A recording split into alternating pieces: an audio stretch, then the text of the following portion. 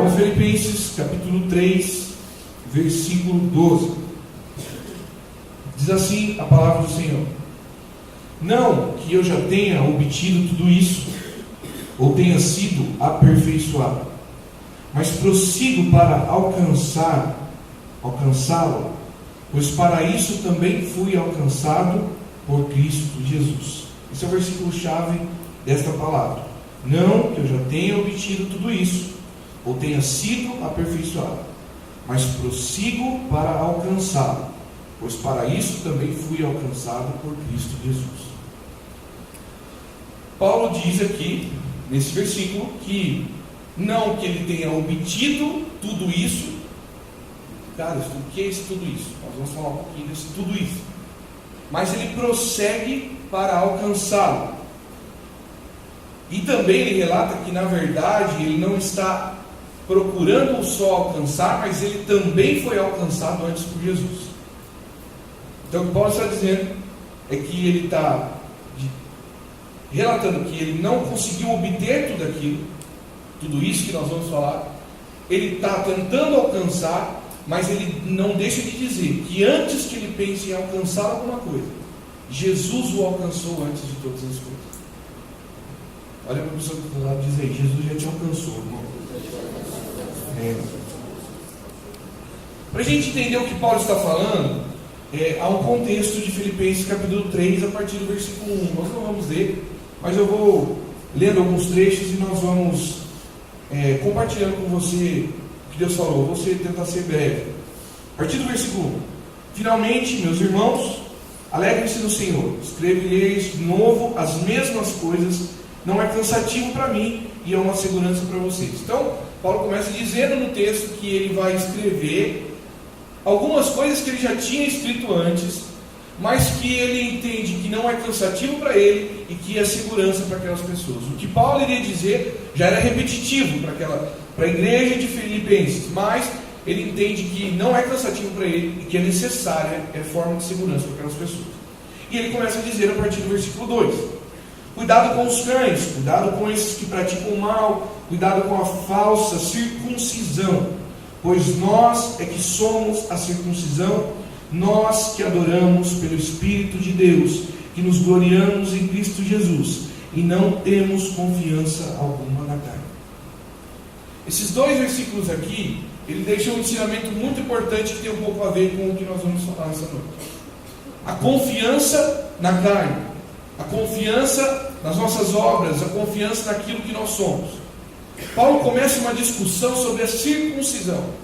A circuncisão, para quem não sabe, era um ato que era feito no nascer das crianças, a partir de alguns dias, se eu não me engano, do 8º dia, onde se cortavam os prepúcios dos homens, significando assim uma aliança do homem para com Deus.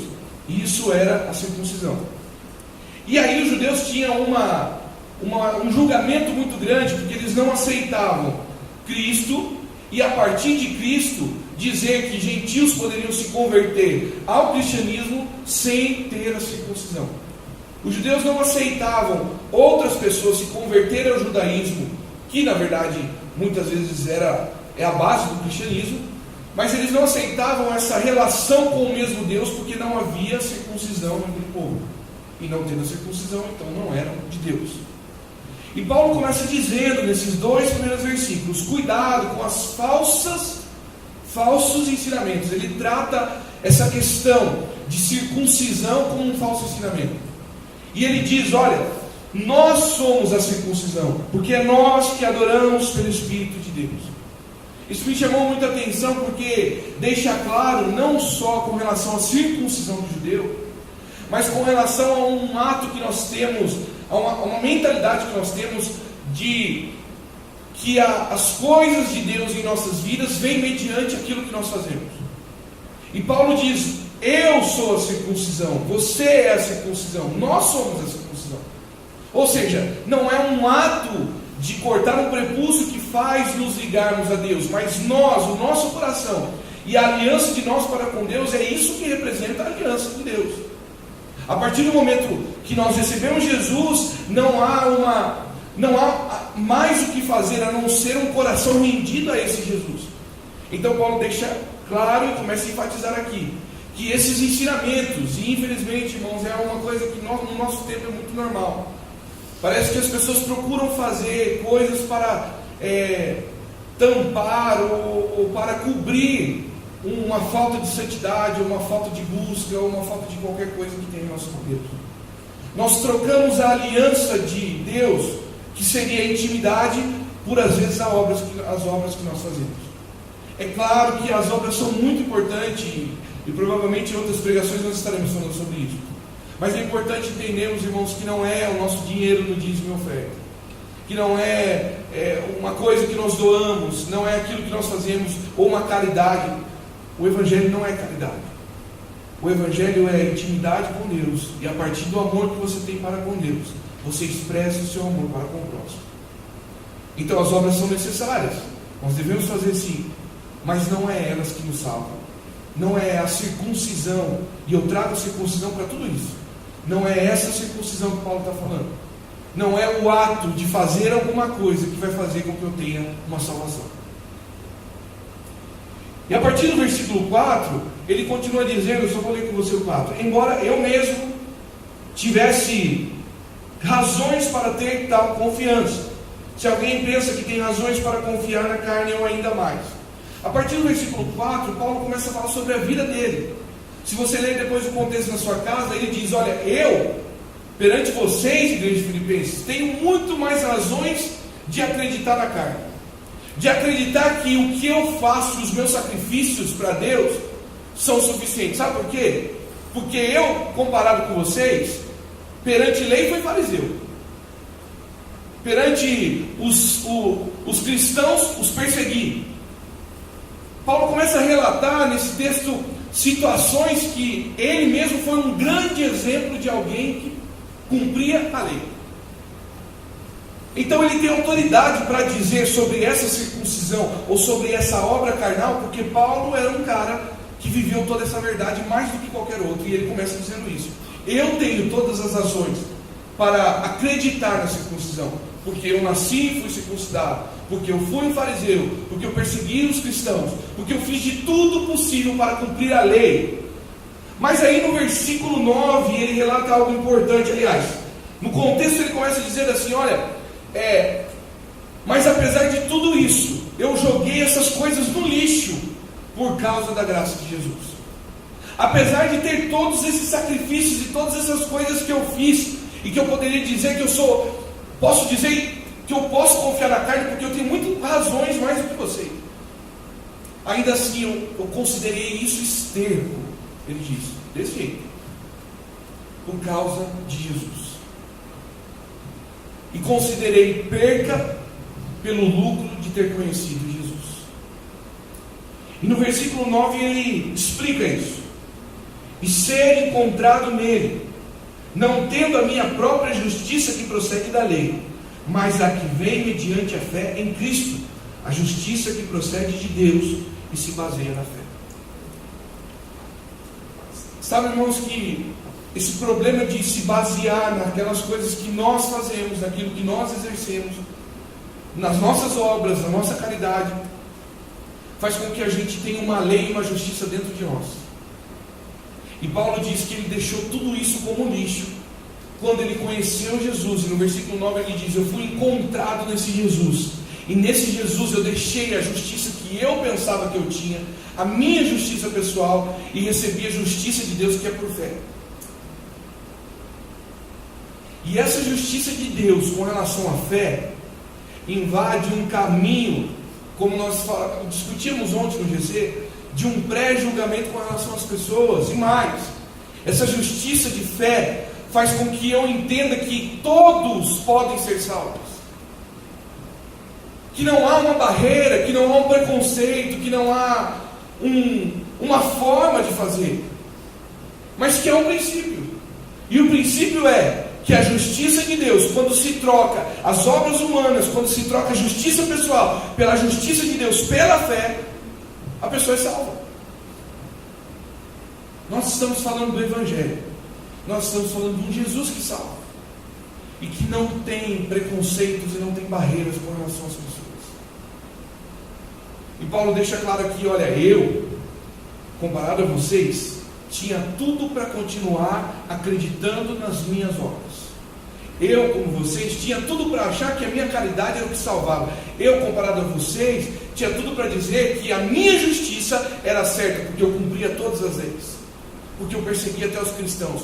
Mas a partir do momento que eu conheci Jesus, eu joguei tudo isso no lixo, não presta mais. Todas as minhas tradições, tudo aquilo que eu trouxe do passado, não serve mais. Porque quando eu fui encontrado nesse Jesus, eu conheci uma outra justiça que não depende do que eu acho ou das minhas leis, mas depende de Jesus e pela fé. E é pela fé. E aí um ladrão numa cruz pode ser salvo. E aí a pessoa no leito de morte pode ser salva. Porque a salvação não vem mediante as obras, mas vem mediante a fé. E a justiça de Deus na vida de uma pessoa, por mais um momento que seja difícil, ou por tudo que aquela pessoa tem vivido, se ela jogar tudo aquilo no lixo e entender que a salvação, ou que a justiça de Deus é mediante a fé, e a justiça dela não serve para mais nada, ela está procurando alcançar alguma coisa. O versículo 10 traz um pouco a resposta daquilo que nós vamos completar nessa palavra de hoje.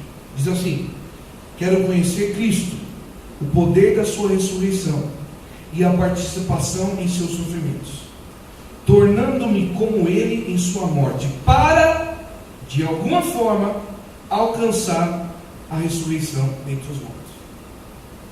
Então vamos entender o contexto. Paulo está falando da circuncisão. Ele diz que não devemos aceitar acreditar na carne como salvação.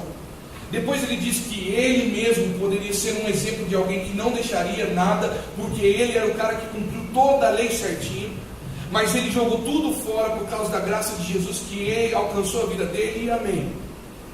E no versículo 10 ele diz: eu quero conhecer esse Cristo, eu quero conhecer a sua ressurreição, eu quero conhecer o seu sofrimento. Não é uma coisa que a gente quer conhecer. Cristo, tudo bem. A sua ressurreição e o seu poder também. Mas o seu sofrimento não. Mas a graça de Deus e a justiça de Deus, ela vem com todas essas coisas. Para nós compreendermos o que foi Jesus. Como Cristo, no seu poder de ressurreição, mas também no seu sofrimento. E ele completa dizendo: para que de alguma forma eu possa alcançar a ressurreição dentre os mortos. É aqui que entra o que nós estamos falando hoje. O que Paulo então disse no versículo 12? Não que eu já tenha obtido tudo isso. O que é o tudo isso? O conhecer Cristo, a ressurreição, o poder da ressurreição e o sofrimento de Jesus. Mas ele completa dizendo: a ressurreição dentre os mortos. E no versículo 12 ele diz: não que eu tenha obtido tudo isso, mas eu tento alcançá-lo, porque eu fui alcançado por Jesus. O que seria essa ressurreição dentre os mortos? Nós estamos mortos? Sim ou não? Quem acha que ele está morto, levanta a mão. Quem acha que ele não está morto?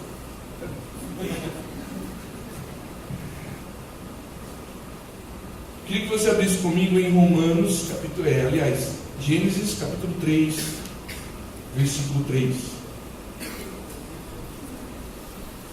Gênesis capítulo 3, versículo 3.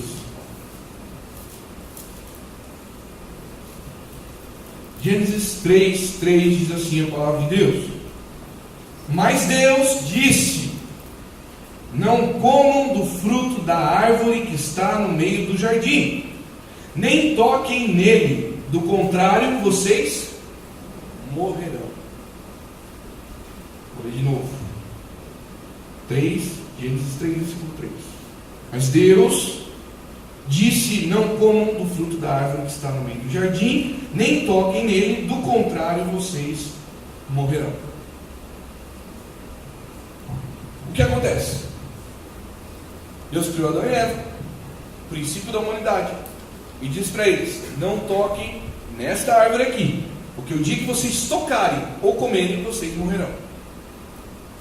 Você sabe da história bonitinha, que a Eva foi lá, tentada pela serpente, pegou a maçãzinha, comeu a maçãzinha, entregou também para o Adão, e comeram, e ambos se libertaram, ou melhor, se escravizaram e conheceram a malícia e conheceram o pecado.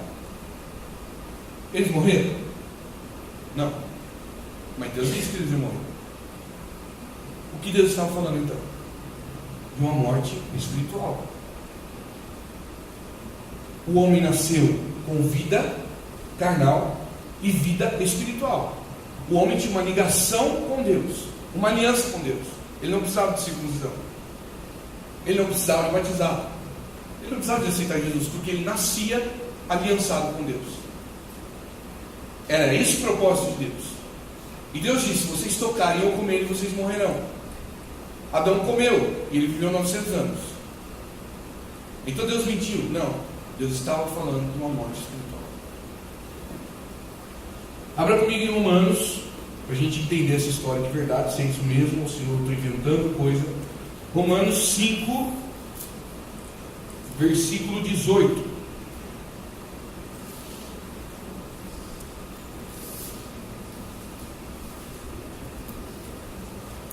Romanos capítulo 5, versículo 18.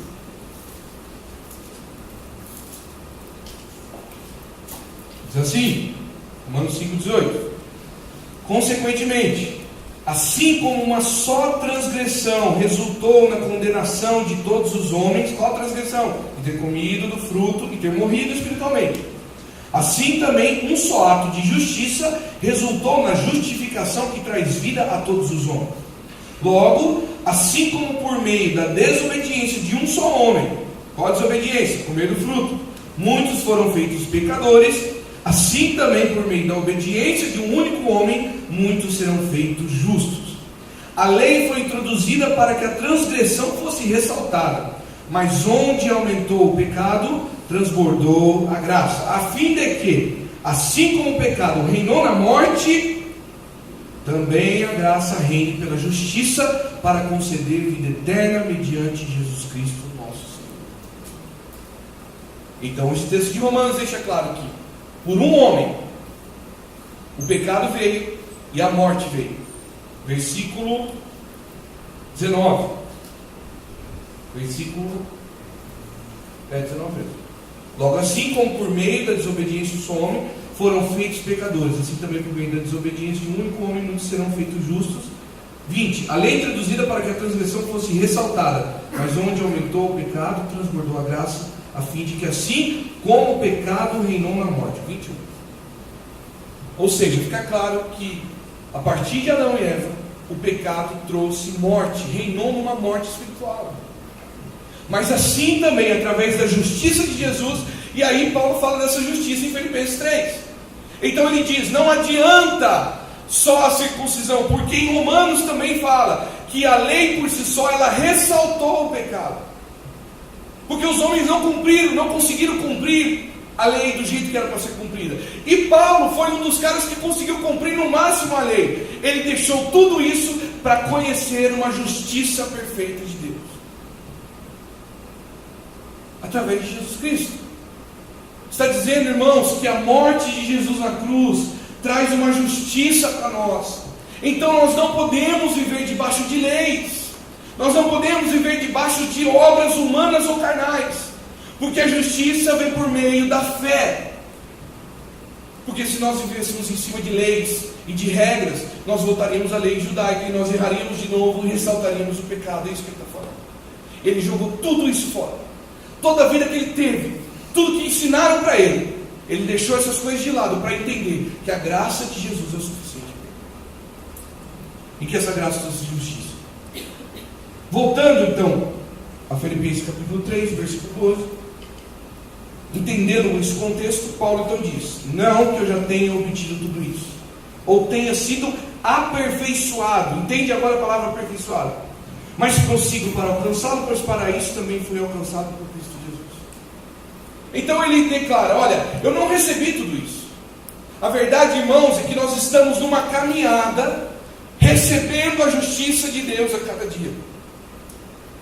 O que Paulo está dizendo é que mesmo ele sendo apóstolo de Jesus, mesmo ele pregando o Evangelho, e mesmo ele conhecendo toda a lei e ter abandonado por causa de Jesus, ainda assim ele declara: eu não alcancei todas essas coisas. Eu não sou tão especial assim como vocês pensam que eu sou. Eu estou prosseguindo para alcançar. Já deixo claro, porque Jesus me alcançou primeiro. Se nós temos a oportunidade de alcançar a justiça e a misericórdia de Deus, foi porque Jesus nos alcançou primeiro. O que nós estamos falando aqui, irmãos, é de amor, é de graça, é de compaixão de Deus para conosco. Porque um Deus que faz um plano para o homem nascer aliançado com Ele, o homem se perde pela desobediência, entrou a morte nisso tudo, por um só homem também, Jesus Cristo, morrendo na cruz, traz a justiça de volta, e traz uma forma de aliança que não precisa ser por obras humanas, que não é por caridade, que não é pelo que fazemos, mas é mediante a fé. Eu creio, eu aceito Jesus, eu sou salvo, eu recebo a justiça de Deus. Porém, além da conversão, Paulo também está dizendo: eu ainda não alcancei todas essas coisas. Porque senão seria simples. Então aceitamos Jesus, criei mediante a fé, sou salvo, estou justificado, todos somos salvos, glória a Deus, vamos para casa, curtir lá e fazer as coisas, porque agora a gente está salvo. Não é isso que ele está falando. Ele diz: mesmo eu, sabendo tudo isso, eu prossigo e quero conhecer a Deus, conhecer Jesus, conhecer do seu poder e conhecer da ressurreição dos mortos. Se nós estávamos mortos, como diz Gênesis 3, e como em Romanos declara que por Jesus veio a justiça para nos vivificar, o que Paulo está dizendo então que a cada dia nós prosseguimos nos vivificando, ou revivendo, ou ressurgindo dos mortos. Ou talvez Paulo pode até estar dizendo uma outra visão com relação à nossa vida eterna, com relação ao dia que nós partimos dessa terra. Quando alguns homens pensam que você está morrendo, na verdade você está ressuscitando dos mortos. Por isso que a visão de morte, para quem não conhece Jesus e não conhece sua palavra, é triste, porque ela vê a morte como um fim. Mas o que Paulo está dizendo aqui é que ele vê a morte como um começo, porque ele vê uma caminhada de justificação, e quando ele chega no fim dessa caminhada, ele ressurge dos mortos. E essa ressurreição é feita a cada dia. Não é do tipo: então eu vou esperar morrer, você não sabe o dia e a hora. Então como é que faz?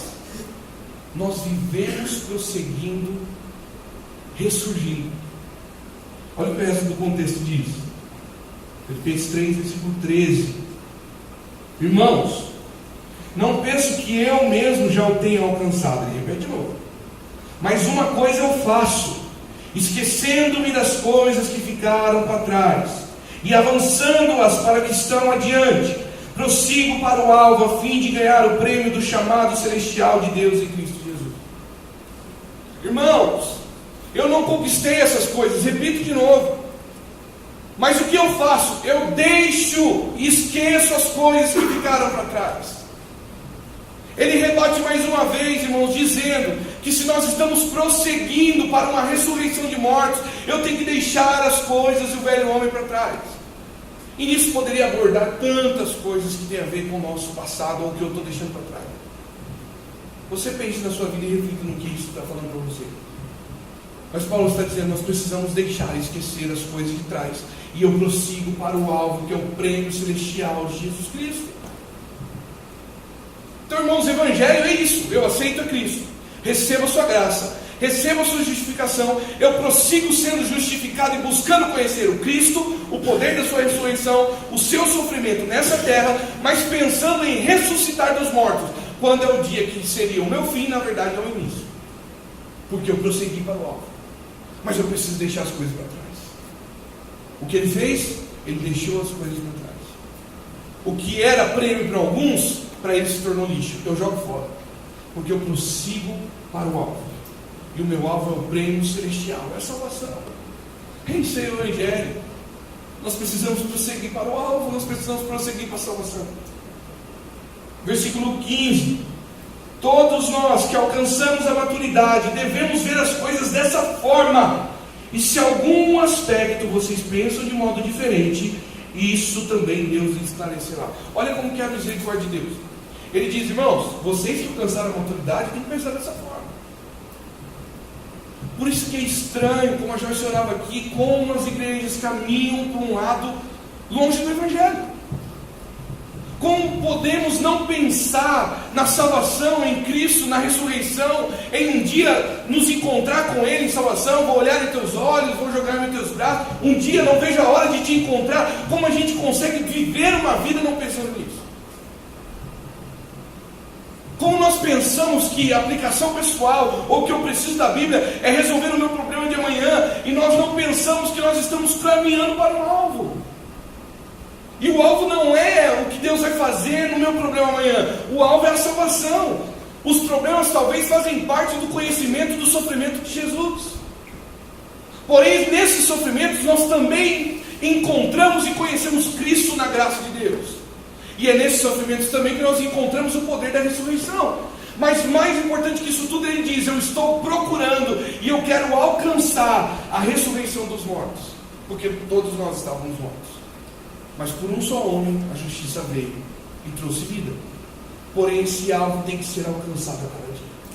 E ele fala: esqueça as coisas para que trás. As coisas de trás que ficaram, e eu prossigo para o alvo. E quem tem maturidade, irmãos, é necessário conhecer essa verdade. Então não dá para um cristão dizer: não, eu sou maduro, eu conheço bastante palavra. E o que você pensa para o seu amanhã? Não, precisa resolver isso, aquilo. A salvação de Jesus. Não dá. Porque aqueles que são maduros têm que pensar dessa forma. Porém, Deus é tão misericordioso que Ele diz: se alguns pensam de forma diferente, ao seu tempo Deus esclarecerá. Que tempo é esse? Fica tranquilo, vai passar um tempinho aí e a gente esclarece. É isso que ele está falando.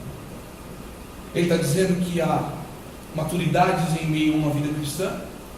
E aquele que começou hoje, talvez não tenha a maturidade daquele que tem 10 anos. Às vezes. Não era para ter. Enfim. O que ele está dizendo é que Deus dará a chance para aquela pessoa entender e compreender dessa forma o Evangelho de Deus. E o versículo 16 diz: então somente vivamos de acordo com o que já alcançamos. Eu encerro aqui nesse versículo. Vivamos de acordo com o que já alcançamos.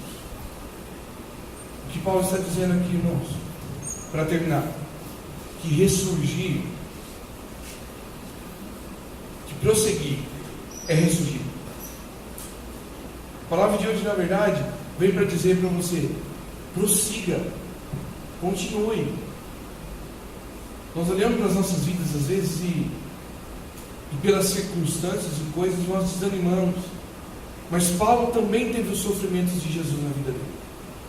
E ele disse que ele queria isso. Por quê? Porque com o sofrimento de Jesus ele prossegue. Porque com o sofrimento de Jesus vem a ressurreição de Jesus. No conhecimento do sofrimento vem o conhecimento do Cristo. Então eu prossigo para o alvo. Prosseguir é ressurgir. Se nós pararmos e desanimarmos dentro do Evangelho, dentro daquilo que Deus tem para nós: não quero mais saber de igreja, não quero mais saber disso, porque eu me decepcionei com isso ou com aquilo. Se nós pararmos de prosseguir, nós eliminamos a nossa ressurreição e voltamos ao pecado, e voltamos à morte.